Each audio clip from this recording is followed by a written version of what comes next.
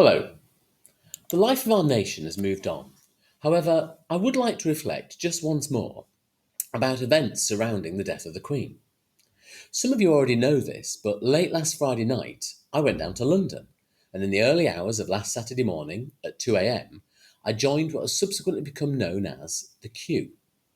I was a part of this phenomenon for 14 hours until about 4 p.m., when I silently passed by the late Queen in Westminster Hall.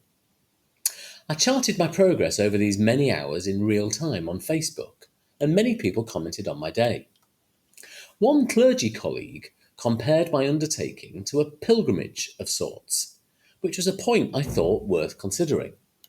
Like a traditional pilgrimage, it was a somewhat taxing journey, which was in many ways as important as the end goal. There was a clearly defined route with key landmarks along the way. We were a random bunch of fellow travellers, all joined by the desire to be part of the same experience, to reach the same goal. In medieval pilgrimages, people often represented those unable to make the journey.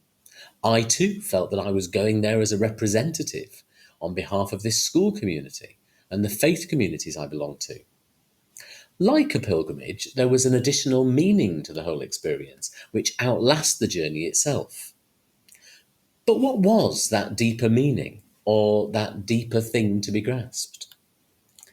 In traditional pilgrimages, one is often dependent on the kindness of strangers.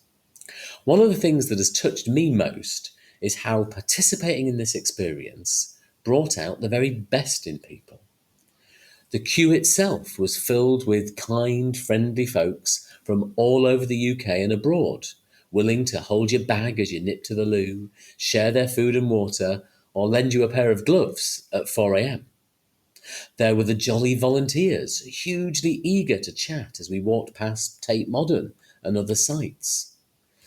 There were the generous scouts, who I thought had collecting buckets looking for donations, but they were actually giving out free sweets and chocolate. There was the free tea and coffee and a smile from the Salvation Army. The staff of the Globe Theatre eagerly welcoming us to use their facilities. Local clergy on hand to offer pastoral support. The list goes on. I felt then, and I still feel, blessed.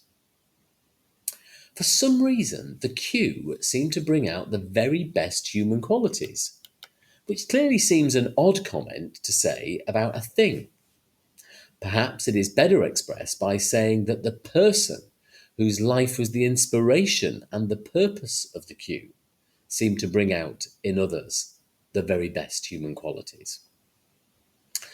In his sermon on Monday, the Archbishop of Canterbury stated that people of loving service are rare in any walk of life. Leaders of loving service are still rarer. But in all cases, those who serve will be loved and remembered when those who cling to power and privileges are long forgotten.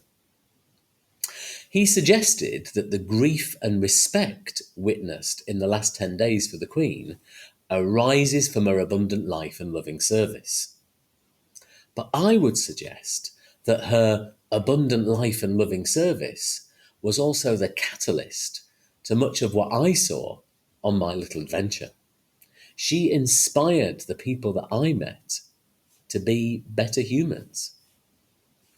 In the Bible, in St. Paul's letter to the Philippians, Paul writes, "Do nothing out of selfish ambition or vain conceit.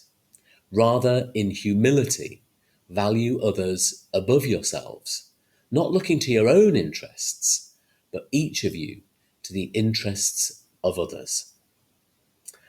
These are words which I think the Queen took to heart, and ones which we might choose to follow as well. Bless you all.